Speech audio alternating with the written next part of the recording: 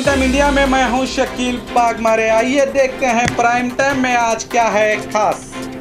BJP में शामिल हो रहे हिस्ट्री शीटर पुलिस को देखकर फरार।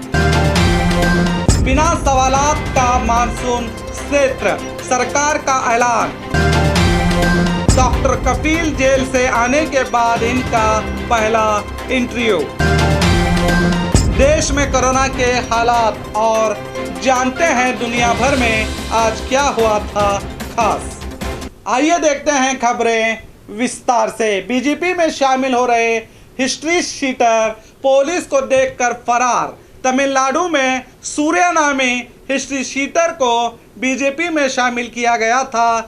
इसके पार्टी में शामिल होने के लिए एक बड़ा कार्यक्रम रखा गया था, मगर सूर्या ने इस कार्यक्रम में जैसे ही पुलिस वालों को देखा उस कार्यक्रम से भाग खड़ा हो गया। इसलिए सूर्या पर कत्ल जबरन वसूली के कई केस दर्ज हैं। बताया जा रहा है कि वो बीजेपी का एक्टिव कार्यकर्ता है। उसके फरार होने के बाद इस कार्यक्रम का हिस्सा बनने आए उसके 4 साथियों को हथियारों और गाड़ियों समेत पुलिस ने गिरफ्तार कर लिया है। इस कार्यक्रम में तमिलनाडु राज्य के बीजेपी अध्यक्ष एल मुरुगन भी मौजूद थे। इस खबर से सारे तमिलनाडु में बीजेपी की कटनी और करनी के बारे में लोग बात कर रहे हैं। पता नहीं बीजेपी ने वो कौन सा वॉशिंग पाउडर बनाया है जिसमें धुलकर हर पापी पवित्र हो जाता है और हर बलात्कारी शरीफ कहलाता है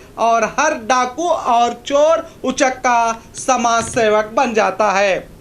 आज सभी लोग देश की राजनीति को स्वच्छ बनाना चाहते हैं, मगर पार्टियां अपने निजी फायदे के लिए ऐसे लोगों को सियासत में लाकर देश की उन्नति करना चाहती है। अब इस बात का फैसला हम आप पर छोड़ते हैं कि आपको क्या करना है। बिना सवालात का मानसून सत्र, सरकार का ऐलान। कोरोना महामारी के दरमियान पार्लियामेंट के मानसून सत्र को 14 सितंबर से शुरू किया जा रहा है। अब अपोजिशन के लीडरों ने देश की गिरती अर्थव्यवस्था और दीगर मामलों को लेकर अपनी कमर कस चुके हैं, मगर मोदी सरकार ने एक नया दावा खेलते हुए पार्लियामेंट मेंबर की कोरोना से हिफाजत के नाम पर काम के घंटों को कम करते हुए सवालात पूछने के वक्त को ही ख़त्म कर दिया है। इस बार पार्लियामेंट में अपोजिशन कोई भी सरकार से सवाल नहीं करेगा।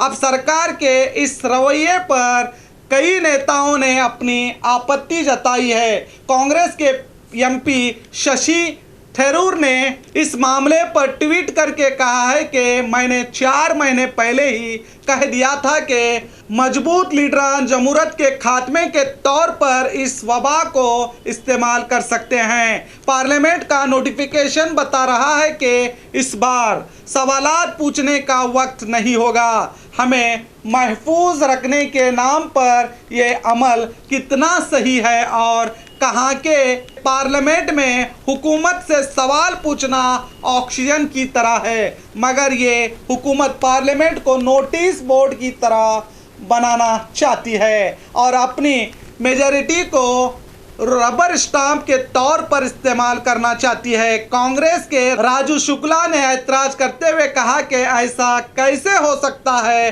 स्पीकर को अपने इस फैसले पर दोबारा सोचना चाहिए। और टीएमसी के मेंबर दिनेश त्रिवेदी ने भी कहा है कि हम आम लोगों के सवालात सरकार से पूछना चाहते हैं, मगर ऐसा हुआ तो जमहूरियत के लिए बड़ा खतरा होगा, कहा त्रिवेदी ने। कहते हैं कि मजबूत सरकार के लिए एक मजबूत अपोजिशन का होना बहुत ज़रूरी है ताकि सरकार अपनी मनमानी ना कर सके। अगर सरकार से सवाल पूछने का हक छीन लिया जाएगा तो जमहूरियत का मतलब ही नहीं रहेगा। अब देखते हैं अपोजिशन खामोश बैठकर पार्लियामेंट में तमाशा देखती है या अपने हक के लिए लड़ती है। डॉक्टर कफील जेल से आने के बाद इनका पहला इंटरव्यू।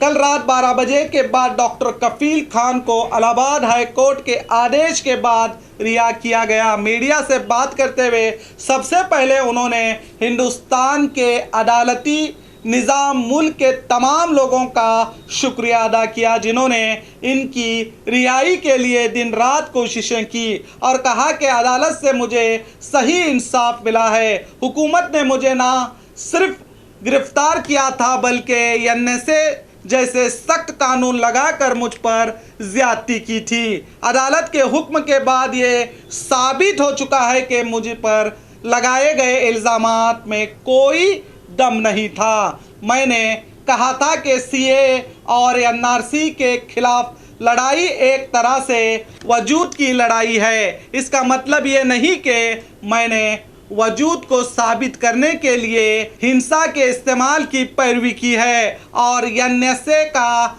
गलत इस्तेमाल किया जा रहा है। मामला क्या है देखे बिना 100 से 200 लोगों पर एक साथ एनएसए के तहत कार्रवाई कर दी जाती है।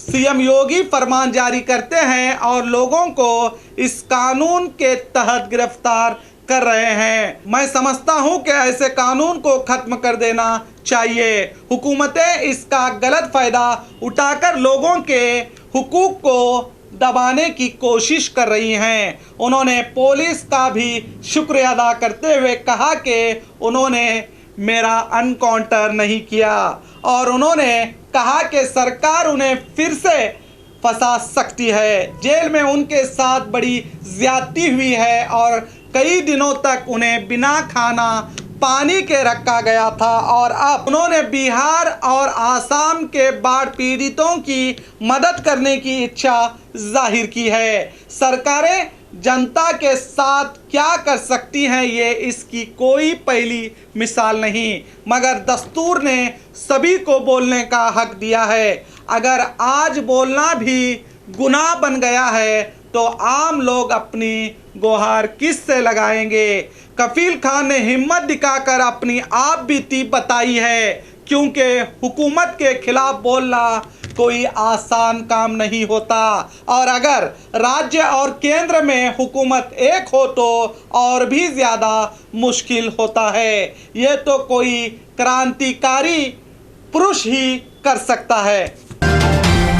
देश में कोरोना के हालात। पिछले 24 घंटे में देश में कोरोना के 78,000 से ज़्यादा केस रिपोर्ट किए गए हैं। इससे मरीजों की संख्या बढ़कर 37,69,000 को पार कर चुकी है। पिछले 24 घंटे में देश में 145 लोगों की मौत हो गई है। अब इस बीमारी से मरने वालों की कुल तादाद बढ़कर 66,333 हो गई है। अब देश में एक्टिव केस की तादाद 8 लाख से ज़्यादा हो गई है और इस बीमारी से 29 लाख से ज़्यादा लोग ठीक होकर अपने घरों को जा चुके हैं। देश में रिकवरी रेट बढ़कर 76.61 हुआ है। वहीं मरने वालों की संख्या घटकर 1.79% हो गई है। लगता है देश को इस बीमारी से निजात पाने के लिए और कुछ अरसे का इंतज़ार करना पड़ेगा। तब तक सतर्क रहे और सुरक्षित रहे। आज 2 सितंबर है। आइए जानते हैं दुनिया भर में आज क्या हुआ था खास। आज ही के दिन 1666 में लंदन शहर में आग लगी थी। लगातार 5 दिन तक लगी इस आग में पूरा शहर तबाह हो गया था। आज ही के दिन 1967 में बैंकिंग की दुनिया में एटीएम मशीन पहली बार आई थी, जिसका नॉर्थ लंदन में डेब्यू किया गया था। 1973 को आज ही के दिन मुगल सम्राट अकबर ने गुजरात को फतेह किया था। हिंदुस्तान की मशहूर फिल्म अदाकारा साधना का जन्म आज ही के दिन 1941 को कराची पाकिस्तान में हुआ था। इस खूबसूरत अदाकारा ने अपनी अदाकारी से लाखों लोगों का मन मोह लिया था। तो और खबरों के लिए देखते रहिए आपका अपना B news nation prime time India.